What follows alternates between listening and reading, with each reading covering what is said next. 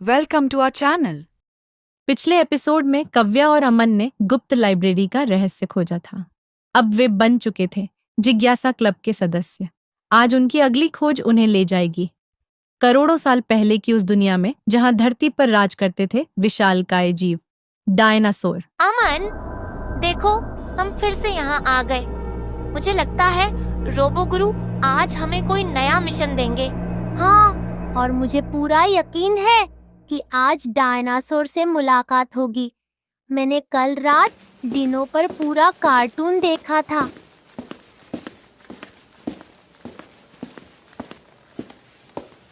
स्वागत है बच्चों।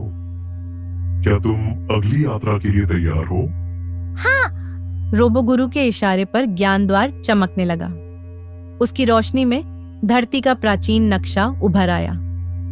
आज का मिशन है डायनासोर की दुनिया की यात्रा। तुम देखोगे कि करोड़ों साल पहले धरती कैसी दिखती थी। लेकिन याद रखो बच्चों, यह सिर्फ रोमांच नहीं है, तुम्हें वहाँ से सीख भी लानी होगी। यानी हम जुरासिक पार्क की सैर करने वाले हैं। बस कोई डायनासोर हमें देखकर स्नैक न समझ ले। अचानक सब कुछ चमकने लगा।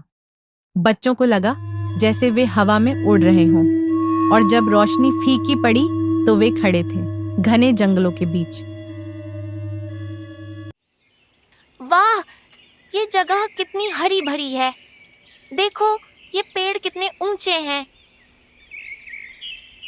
और ये आवाजें, लग रहा है जैसे कोई विशालकाय जानवर चल रहा हो। तुम सही हो अमन, यहाँ के शासक हैं डायनासोर। ये धरती पर 165 मिलियन साल तक राज करते रहे। ओह माय गॉड, ये तो सचमुच डायनासोर हैं। कव्या और अमन धीरे धीरे जंगल में आगे बढ़े। अचानक सामने की झाड़ियों से एक लंबी गर्दन आसमान की ओर उठी। वो क्या है? इतनी लंबी गर्दन। ओह, ये तो डायनासोर है। ओह माय गॉड, ये तो सचमुच डायनासोर हैं।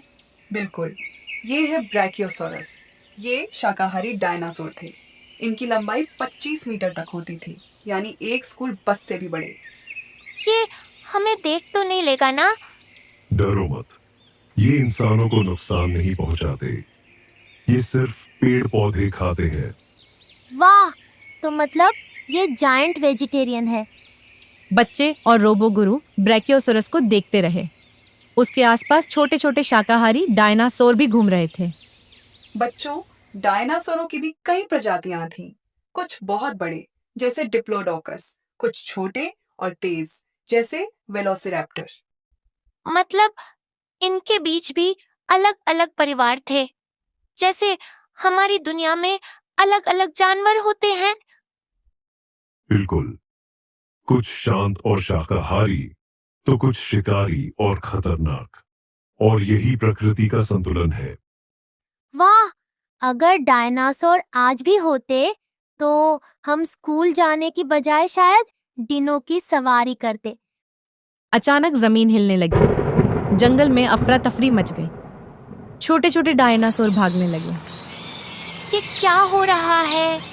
मुझे लगता है कुछ बड़ा आ रहा है।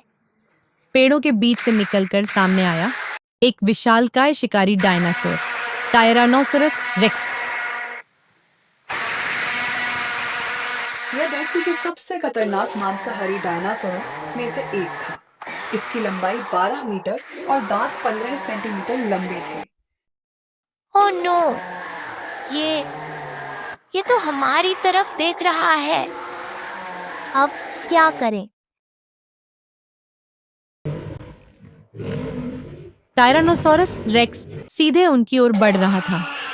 उसकी आंखों में भूख चमक रही थी और दांत ऐसे जैसे किसी आरी की धार। अमन, ये तो हमें खा जाएगा। रोबो गुरु, कुछ कीजिए। बच्चों, भागो उस चट्टान की ओर, जल्दी। कव्या और अमन जितनी तेज भाग सकते थे भागे, लेकिन टायरानोसोरस उनके पीछे दौड़ रहा था। हर कदम पर धरती कांप रही थी। अचानक रोबोगुरु के हाथ से एक नीली किरण निकली। वो किरण सामने जमीन पर गिरी और धुएं का बादल बन गया। अब जल्दी इस तरफ। धुएं के बीच से रास्ता बनाकर बच्चों ने चट्टान के पीछे शरण ली। टायरानोसॉरस ने आसपास देखा, लेकिन उन्हें ढूंढ न पाया और जंगल की ओर लौट गया। हाय, ये तो बहुत डरावना था। अगर रोबो गुरु और परी न होते तो हम तो डिनो डिनर बन गए होते। खतरा टलने के बाद रोबोगुरु बच्चों को एक ऊंचे टीले पर ले गया।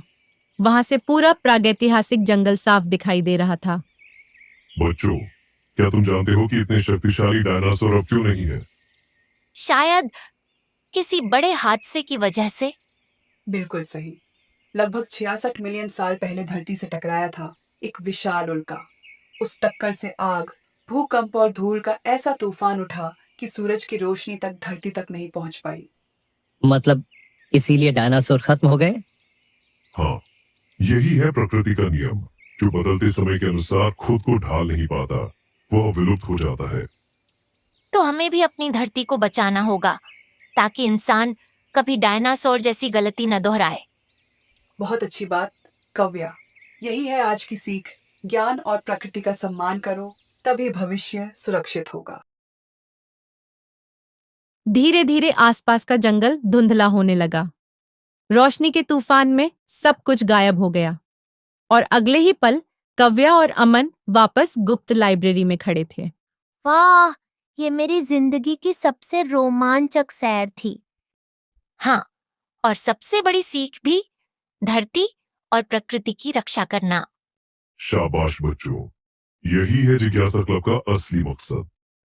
अब अगली यात्रा में हम और भी अद्भुत दुनिया देखेंगे। इस तरह जिज्ञासा क्लब का दूसरा रोमांच खत्म हुआ। अगली बार बच्चे करेंगे अंतरिक्ष की सैर। Please like and subscribe the channel for more interesting videos.